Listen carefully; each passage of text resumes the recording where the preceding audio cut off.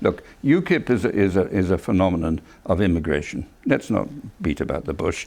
A phenomenon of immigration and the scepticism abroad in much of the country about the European Union, which you alluded to earlier. No, if you look at all the polls, it is quite apparent. Well, there are two things. First is the background, which I mentioned, of 7 or 8 years of real hard economic pounding. That has created a massive disenchantment because the nation politicians have not been able to deliver miracles. There were no miracles to deliver, but the fact is it has created massive public disenchantment. Not just in this country. You've got Le Pen in France, you had Salmon in Scotland. It's all the same sort of stuff of frustration. Now, are the Conservatives right to be preoccupied? Of course they are. But and are they right in their response? Are they right in their response, particularly on the European Union? If you look at the polls, you will see that Europe is about 9th in people's preoccupation. The issue that's right at the top is immigration. And I mean, I lived through Enoch Powell. Enoch Powell was an incomparably bigger figure than Nigel Farage, but the arguments were much the same. And so dealing with immigration, yes, there is no doubt that has to be a top agenda item. Actually doing something about it in the day is extremely difficult. Stand at any railway station or any airport and look at the scale of the problem.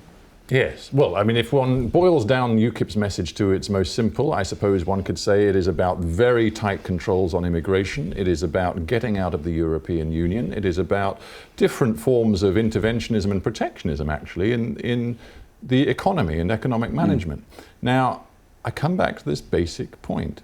Are you satisfied with the way David Cameron is responding to what Lord Ashcroft, a key Tory donor and pollster, says is a very real threat to any chance of the Tories winning the next election? Well, Ashcroft has his views, and well, I want to hear your views on how exactly Cameron is responding. Well, let's just see where David is on all these matters.